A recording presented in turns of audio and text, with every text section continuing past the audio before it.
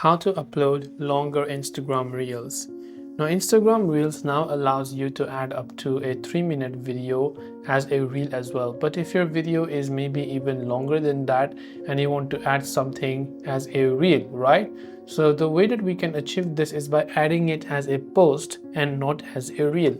So here in my case, if I show you, I have added let's say a certain video here.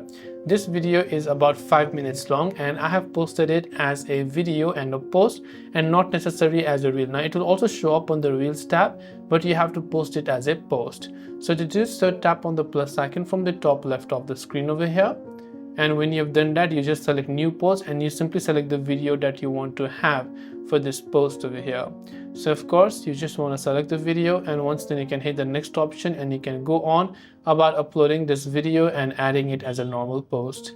So I hope this video helped you out. If you have got any questions, do feel free to leave them down below.